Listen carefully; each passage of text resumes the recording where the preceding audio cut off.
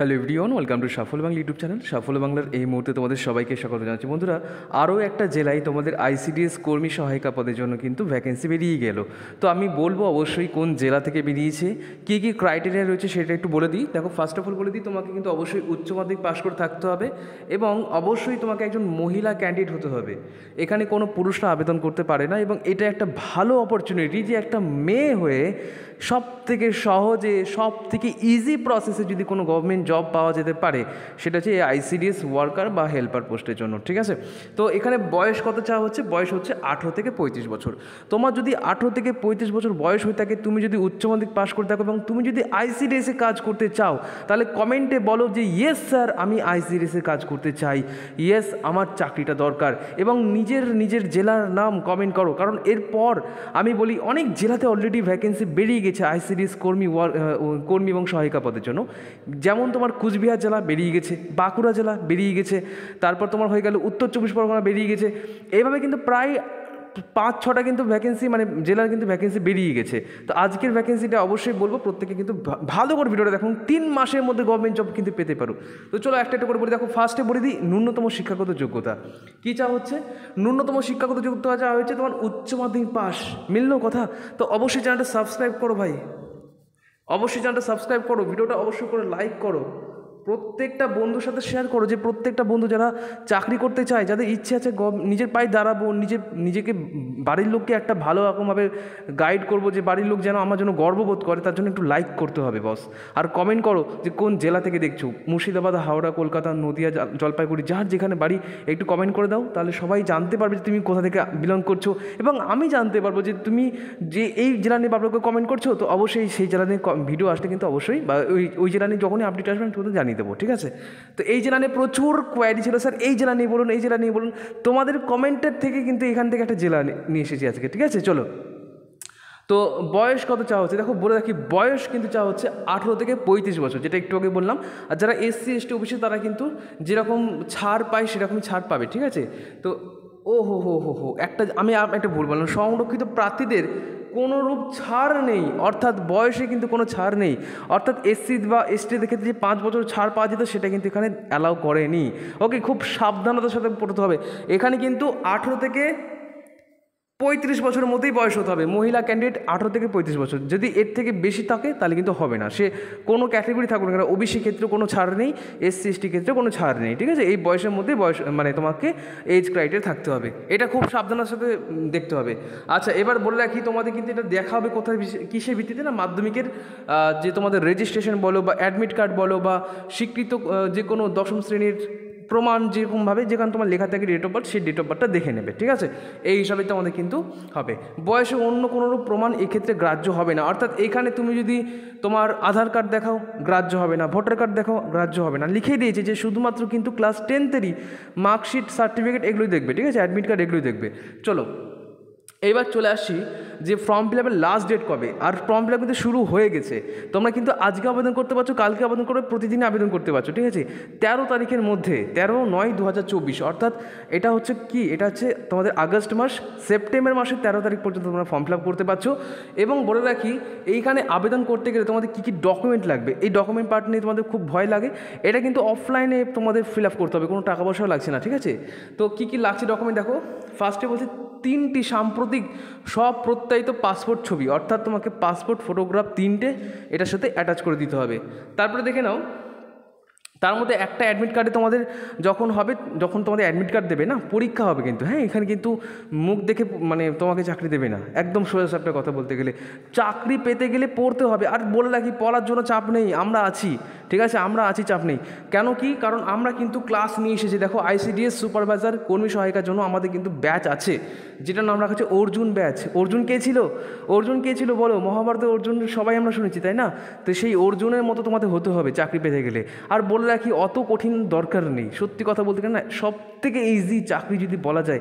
আর মেয়েদের ক্ষেত্রে এখানে কাট অফও খুব কম যায়, পরীক্ষা খুব সহজ হয় এবং খুব তাড়াতাড়ি কিন্তু জয়েনিংটা হয়ে যায়। ঠিক আছে, এরকম একজনের ইন্টারভিউ আমি আমার ভিডিও ভিডিওতে আমার চ্যানেলে দেখবে দেওয়া আছে একজন আইসিডিএস ওয়ার্কার হিসেবে কাজ করছে, তার যে এক্সপিরিয়েন্স, সে কীভাবে পড়াশোনা করতো সেরকম কিন্তু প্রচুর পড়তে হয় না, ঠিক আছে? বারবার একই কথা বলছি।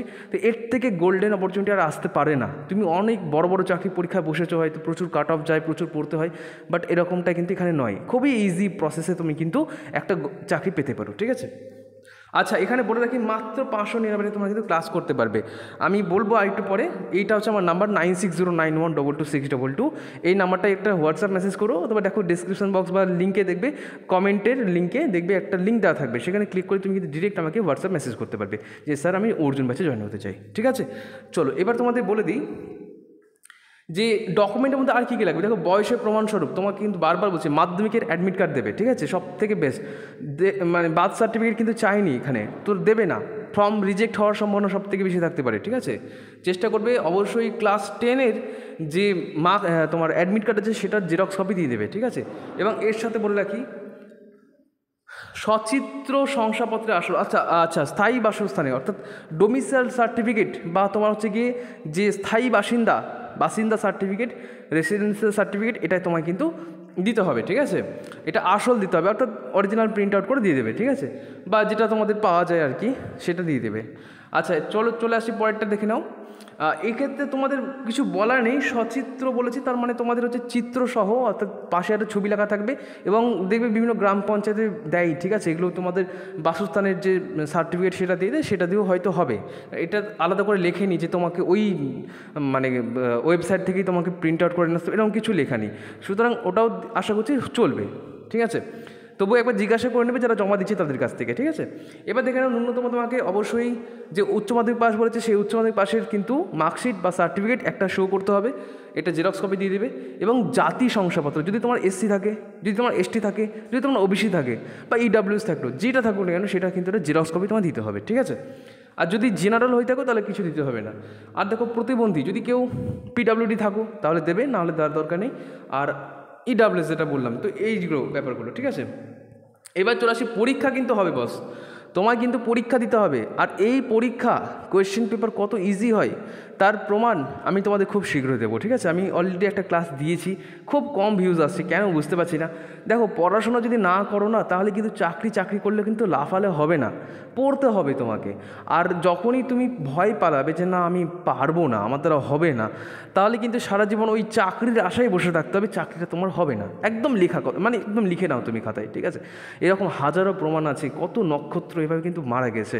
কীরকম মারা গেছে না, সে হয়তো ভাবছে যে আমি একটা চাকরি পাবো, মনে মনে আশা দিচ্ছে, প্রতিদিন স্বপ্ন দেখছে, কিন্তু সে স্বপ্ন পূরণ করার জন্য সে নিজে এক পাও এগোয়নি, তাহলে সে কী করে চাকরিটা পাবে? তো এইভাবে কিন্তু অনেক স্বপ্ন, অনেক নক্ষত্র, অনেক মানে উজ্জ্বল নক্ষত্ররা কিন্তু এভাবে মারা গেছে, ঠিক আছে? এটাই বলার বক্তব্য। তো দেখো, তোমাদের কিন্তু পরীক্ষা হবে, পরীক্ষাটা তোমাদের কিন্তু 100 নম্বরের পরীক্ষা হবে, ঠিক আছে? লেখা আছে দেখো। এবং এই পরীক্ষায় তোমাদের কী কী সাবজেক্ট থাকবে দেখে নাও। তোমাদের কিন্তু 150 শব্দের মধ্যে মাতৃ এবং শিশু স্বাস্থ্য বিষয়ক একটা রচনা লিখতে বলবে, 10ম শ্রেণী মানের, এবং এইটাতেই শুধু আছে 15 নম্বর। মানে একটা তোমাকে রচনা লিখতে বলবে যেটাতে তোমার 150টা শব্দ থাকতে হবে, এবং এর জন্য তোমায় কিন্তু 15টা নম্বর দেবে। কীভাবে লিখবে সেটা নিয়ে আমি তোমাদের ভিডিও দেবো খুব শীঘ্রই, যদি তোমাদের প্রচুর কমেন্ট আসে নেক্সট পার্ট দিন, কারণ এগুলো প্রতিটা জেলাতেই আসছে, আর প্রতিটা জেলায় একই সিলেবাস। ওকে, তাহলে এটা গেলো ফার্স্ট পয়েন্ট। সেকেন্ড পয়েন্ট দেখো, পাটিগণিত। ভাই ম্যাথ বিশ্বাস করবে না, আমি ফার্স্ট দিন ক্লাস করাছিলাম আইসিডিএসের, তো এত সহজ, মানে এরকম সহজ অঙ্ক আমি কোনো দিন দেখিনি কোনো চাকরি পরীক্ষায় এসেছে, ঠিক আছে? কী কী কোশ্চেনগুলো আসে তোমরা নিজেরা পিডিএফ ডাউনলোড করে নেবে প্রিভিয়াস ইয়ারে, একটু বুদ্ধি খাটাতে হবে, ঠিক আছে? আমি সেই পদ্ধতিগুলো বলে দিই, আমার ক্লাসেই কিন্তু যারা স্টুডেন্ট আছে তারা জানে যে আমি কীভাবে ক্লাস করাচ্ছি। আমি ওই রকম বই ধরে ধরে কিন্তু ওইভাবে পড়াই না, আমার পড়ানোর টেকনিকটা একটু আলাদা, ঠিক আছে? তবে শিডিউল এখনও মানে সেট করতে পারিনি যখন ক্লাস করাচ্ছি, কারণ কি স্টুডেন্টের সংখ্যা প্রচণ্ডই কম, ঠিক আছে? আমি ভেবেছিলাম হয়তো প্রচুর সারা পাবো, কারণ অনেক স্টুডেন্টরা বারবার বলছে স্যার ব্যাচ নিয়ে আসুন, কিন্তু সেই অর্থে প্রচুর ভর্তি হয়নি, এটা খুবই দুঃখজনক ব্যাপার ছিল। এইটাই ব্যাপার যে পড়াশোনার ব্যাপারে তখন আর নেই, মানে ভ্যাকেন্সি এসেছে এটা দেখতে হবে, কিন্তু যে চাকরি পাওয়ার জন্য পড়তে হবে সেটা দেখে কেউ নেই। তো এগুলো খুব দুঃখজনক ব্যাপার, ঠিক আছে? পড়াশোনা করো তাহলেই নিজে পায়ে দাঁড়াতে পারবে, চাকরি তো আসবে যাবে, ঠিক আছে? এবার দেখো আর একটা 3 নম্বর যেটা পয়েন্ট, পুষ্টি, স্বাস্থ্য এরকম ব্যাপার আছে তোমাদের 15 নম্বর, ইংরেজিতে আছে তোমাদের 20 নম্বর, এবং হচ্ছে সাধারণ জ্ঞান জিকেতে আছে 20 নম্বর। তো আমি তোমাদের ডেইলি এরপর থেকে ফ্রি ক্লাস দেবো, ঠিক আছে? তোমাদের ভিউজ আসুক বা না আসুক, কারণ আমি চাই আইসিডিএস নিয়ে তোমাদের যে একটা ধন্ধা বা তোমাদের একটা মনে একটা না প্রশ্ন থাকে যে কী রকম টাইপের কোশ্চেন দেয়, কোনো গাইডেন্স নেই একটা ভাই। তো আমি এবার তোমাদের সাপোর্টটা দরকার, ভিউজ আসুক না আসুক কিন্তু যেন সাপোর্টটা থাকে যে হ্যাঁ সাফল্য বাংলা একমাত্র আছে যে কিন্তু আইসিডিএস নিয়ে প্রথম এরকম কিন্তু ক্লাস নিয়ে আসছে। ডেইলি তোমাদের একটা করে লাইভ ক্লাস নিয়ে আসবো, লাইভ হোক রেকর্ডিং হোক নিয়ে আসবো, ঠিক আছে? কারণ আমি একটা জব করি, লাইভ ক্লাস হয়তো পারবো না কিন্তু রেকর্ডিং ক্লাস তোমাদের জন্য চেষ্টা করবো প্রতিদিন নিয়ে আসার, ঠিক আছে? তার জন্য কিন্তু একটু কমেন্ট, একটু লাইক আর একটু কিন্তু তোমাদের সাপোর্ট দরকার, এটা না হলে সম্ভব না, ঠিক আছে?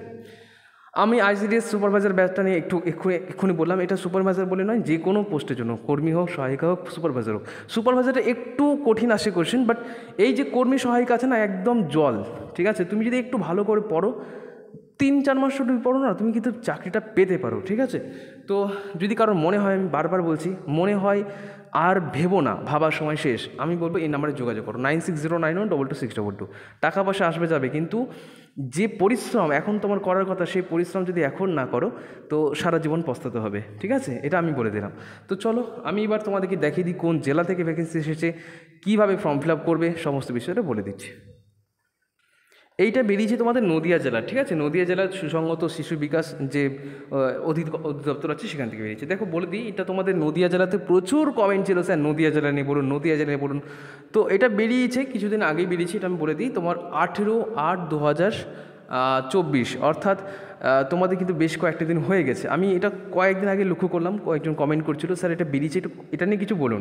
তো আমি এটা খেয়াল করিনি সত্যি কথা বলতে গেলে, বেরিয়েছে অনেক দিন হয়ে গেল, বাট এটা নিয়ে সেরকম কেউ জানেও না। এই যে নদিয়া জেলা নিয়ে বেরিয়েছে এটা কিন্তু অনেকে জানেই না। তো যাই হোক, আমি বলবো যদি কেউ নদিয়া জেলার বাসিন্দা হয়ে থাকো অবশ্যই ফর্মটা ফিল আপ করো, আর ফর্মটা পাবে কিন্তু অফলাইনে। দেখো তোমাদের দেখিয়ে দিচ্ছি, বেশ কিছু গ্রাম পঞ্চায়েতে কিন্তু ভ্যাকেন্সি বেরিয়েছে, ঠিক আছে? কী কী আমি বলে দিচ্ছি। এই যে তোমাদের নোটিফিকেশান আছে না, নোটিফিকেশান দেখবে নিচের দিকেই এরকম একটা ফর্ম পেয়ে যাবে, ঠিক আছে? অঙ্গনওয়াড়ি কর্মী পদের আবেদনপত্র, এইটা তোমাকে ফিল আপ করতে হবে। ফিল আপ করে তোমাকে কিন্তু পাঠাতে হবে এই যে ঠিকানাটা দেখতে পাচ্ছ, এই ঠিকানাটা আমি বলে দিচ্ছি ঠিকানাটা, ঠিক আছে? তো এখানে তোমার নাম, পিতা বা স্বামীর নাম, তুমি অবিবাহিতা হলে পিতার নাম লিখবে, বিবাহিতা হলে স্বামীর নাম লিখবে, ঠিক আছে? ঠিকানা লিখলে, গ্রাম পঞ্চায়েত পোস্ট কী আছে না আছে সেটা লিখলে, পিনকোড লিখবে অবশ্যই। এগুলো লিখে অবশ্যই একটা ছবি সাটিয়ে এবং তারপর হচ্ছে তোমার 3 কপি ছবি এগুলো কিন্তু অ্যাটাচ করে যে ডকুমেন্টগুলো বলেছি এগুলো সবগুলো কিন্তু তোমাকে পোস্ট করতে হবে, ঠিক আছে? তো পোস্টটা করবে কোথায় বলে দিই, চলো একবার দেখিয়ে দিচ্ছি তোমাদের কোথায় তোমাদের পোস্টটা করতে হবে, ঠিক আছে? এই যে 13/9/2024 বৈকালের পর ডাকযোগে প্রাপ্ত আবেদনপত্র কোনো মতে গ্রাহ্য হবে না। অর্থাৎ কেউ যদি পোস্ট করে দাও বা তোমার হচ্ছে কি রেজিস্টার পোস্ট করো তাহলে কিন্তু নেবে না, ঠিক আছে? একদম সোজাসাপটা বলেছে, তার অনুরূপ সকল আবেদনপত্র বাতিল বলে গণ্য হবে এবং শুধুমাত্র নির্ভুল এবং সঠিক আবেদনপত্রের উপরে লিখিত পরীক্ষার প্রবেশপত্র অর্থাৎ অ্যাডমিট কার্ড প্রকাশিত হবে। আচ্ছা, আবেদনপত্রের সাথে অস্বাক্ষরিত পরিবর্তিত গ্রাহ্য হবে না। অর্থাৎ যদি কেউ সেলফ অ্যাটেস্টেড না করো না, যে সমস্ত ডকুমেন্টগুলো বললাম, তাহলে কিন্তু ফর্ম রিজেক্ট করবে, ঠিক আছে? খুব সাবধানতার সাথে, কারণ একটা ভ্যাকেন্সি এসেছে অনেকদিন পর, যেন সাবধানভাবে তোমরা ফর্মটা ফিল আপ করো, সেটার দায়িত্ব তোমাদের নিজেকেই নিতে হবে, ঠিক আছে? আর যদি বলো স্যার এটা ফর্ম ফিল আপের ভিডিও দিন, তাহলে প্রচুর কমেন্ট লাগবে বস, ঠিক আছে? এর আগে একটা ভিডিওতে বলেছিলাম, বাট খুবই কম রেসপন্স এসেছে, কেন বুঝতে পারছি না। আগে তো প্রচুর রেসপন্স আসতো, হঠাৎ করে কমে গেল, বুঝতে পারছি না। যাই হোক, এটা তোমাদেরই ভালোর জন্য, আমার কী যায় আসে? আমি ভিডিও দেবো না, ঠিক আছে? তোমাদের রেসপন্স না হলে আমি ভিডিওই দেবো না, ঠিক আছে? কার লস হবে? তোমাদেরই লস হবে, ঠিক আছে? চলো, তো এই ব্যাপারগুলো জানা গেল। এবার দেখো বলে দিই আবেদনপত্র কোথায় জমা দেবে। দেখো লেখা আছে বিজ্ঞপ্তির সাথে সংযুক্ত আবেদনপত্র নমুনা অনুযায়ী পূরণ করা আবেদনপত্র 63-1 অতিরিক্ত সুসংহত শিশু বিকাশ সেবা প্রকল্প, যেটা 63 নদিয়া জেলার, হ্যাঁ, এই তারিখ থেকে এই তারিখের পর্যন্ত সরকারি দিন ব্যতীত বৈকাল 12টা থেকে 4টের মধ্যে জমা দিতে হবে। আবেদনপত্রটি অবশ্যই নমুনা অনুযায়ী ছাপানো অবস্থায় এবং স্বহস্তে, মানে নিজের হাতে লিখতে হবে। অন্য কেউ লিখে দিলে বা তুমি কম্পিউটারে টাইপ করে দিলে কিন্তু হবে না, রিজেক্ট করে দেবে, ঠিক আছে? ভালো করে বুঝে নাও, নিজের হাতে ফিল আপ করবে, ঠিক আছে? এটা তোমাদের দেখিয়ে দিচ্ছি, এই ঠিকানায় তোমাদের কিন্তু পাঠাতে হবে, ঠিক আছে?